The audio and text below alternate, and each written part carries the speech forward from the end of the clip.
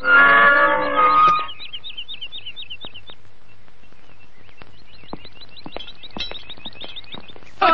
माता की जय, भारत माता की जय, वंदे वंदे भारत माता की जय, वंदे भारत माता की जय, भारत माता की जय, भारत माता की वंदे वंदे वंदे भारत माता की, भारत माता की।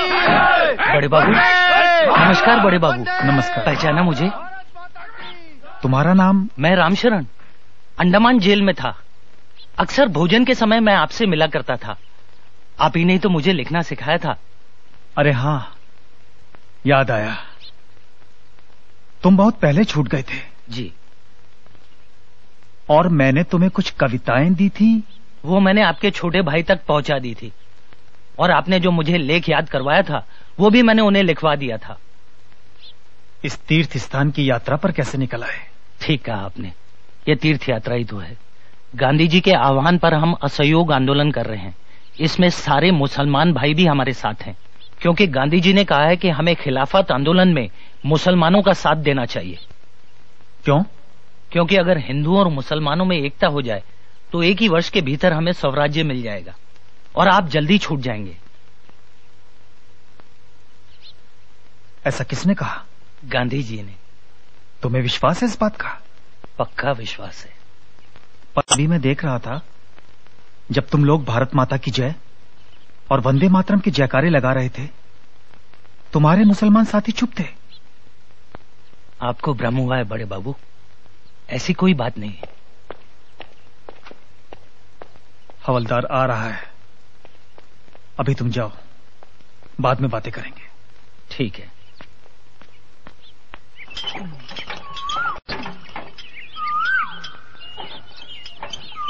आ जाओ।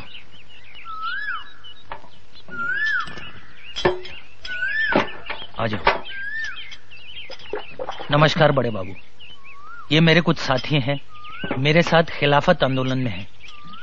ये अजमल है। आदाब। ये हुसैन है। आदाब। और ये शाहबुद्दीन। आदाब। ये सावरकर हैं, विनायक सावरकर।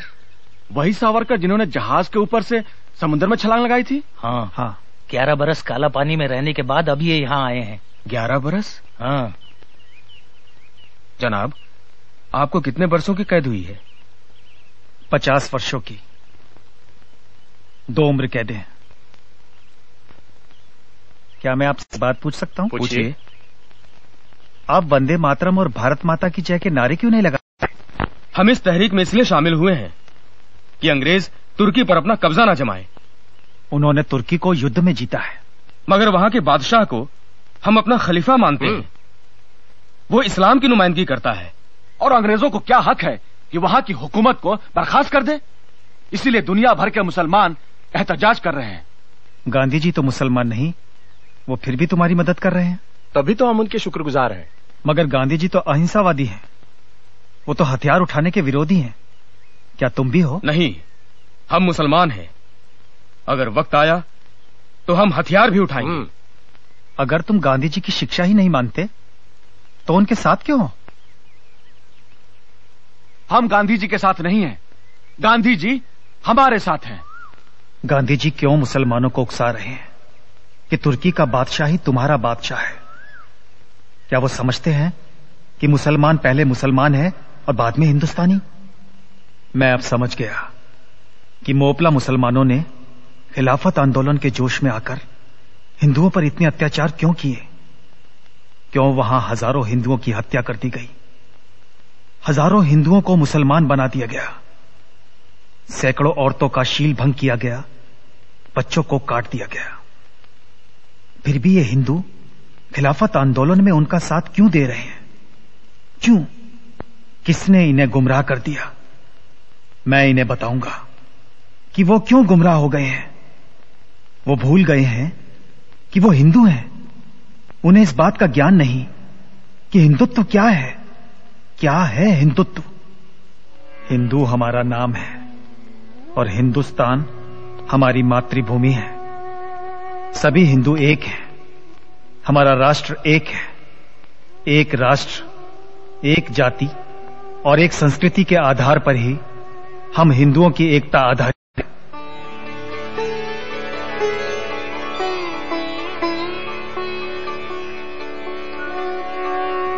वे सभी व्यक्ति हिंदू हैं जो हिमालय से समुद्र तक इस समग्र देश को अपनी पितृभूमि के रूप में मान्यता देकर वंदना करते हैं, जिसकी धमनियों में उस महान जाति का रक्त प्रवाहित हो रहा है जिसका मूल सर्वप्रथम सप्त सिंधुओं में परिलक्षित होता रहा है और जो विश्व में हिंदू नाम से सुविख्यात है। हमारा कर्तव्य है कि हम देश में रहने वाले हिंदुओं, मुसलमानों, ईसाइयों और यहूदियों में ये पवित्र भाव जागृत कर सके कि हम सबसे पहले हिंदुस्तानी हैं और उसके बाद कुछ और। भारतीय राष्ट्र का सारभूत विवेचन जो इस काल कोठरी में किया गया, वो सीखचों के बीच में से कैसे बाहर निकल गया और कैसे प्रकाशित होकर लोगों के पास पहुंचा, किसी को कुछ पता न चला। उधर अंग्रेज सरकार अपार जन समर्थन के दबाव से मजबूर होकर विनायक दामोदर सावरकर को रिहा करने पर विवश हो गई। बंबई राज्य के गवर्नर खुद जेल में उनके पास आए और उनके सामने 2 शर्तें रखी। पहली ये कि उन्हें जिस नगर में रखा जाएगा वे वहां से बाहर नहीं जाएंगे। दूसरी शर्त कि वे किसी प्रकार की राजनीति में भाग नहीं लेंगे। सावरकर जी द्वारा इन शर्तों को मान लेने पर उन्हें रत्नागिरी में स्थानबद्ध कर दिया गया। लोग उनके दर्शनार्थ आने लगे। उनमें प्रमुख थे डॉक्टर हेडगेवार। मैं पहले क्रांतिकारियों में भी था, फिर गांधी जी के रास्ते पर भी चला, परंतु खिलाफत के कारण वहां पर ज्यादा दिन तक टिक नहीं सका। आपकी पुस्तक ने तो वो सब कुछ कह डाला जो मेरे मन में था। आपने छद्म नाम भी खूब रखा, मराठा। मैं उसे छद्म नाम नहीं, अपनी वास्तविकता कहूंगा। डॉक्टर साहब, मैं आपकी गतिविधियों से भली भांति परिचित हूं। आप वही कर रहे हैं जिसकी कल्पना मैंने भी की है। आने वाली पीढ़ियों को आने वाले समय के अनुसार तैयार करना बड़ा आवश्यक है। किंतु सरकार ने आपको राजनीति में भाग लेने से मना कर रखा है। मैं क्रांतिकारी हूं, हाथ पर हाथ रखकर नहीं बैठूंगा। जिस सरकार ने राजनीति में भाग न लेने की मुझ पर पाबंदी लगाई है, वो नहीं जानती कि राजनीति से ना तो समाज अलग है और न धर्म। हिंदुत्व की कल्पना साकार होगी तो राजनीति में भी बदलाव आएगा। हिंदू धर्म में फैली हुई कुरीतियों को हमें दूर करना है। सबसे पहले छुआछूत और जाति भेद जैसी बुराइयों से हमें लड़ना है, और ये लड़ाई बहुत कठिन है।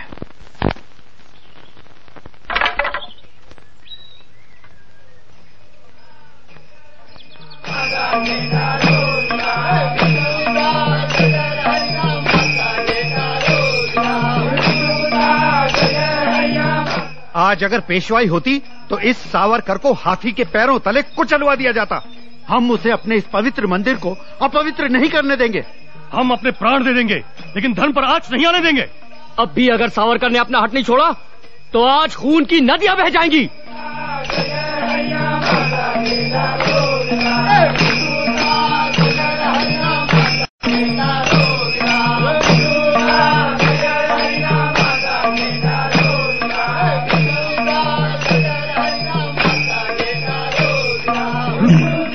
चलो चलो, हाँ चलो।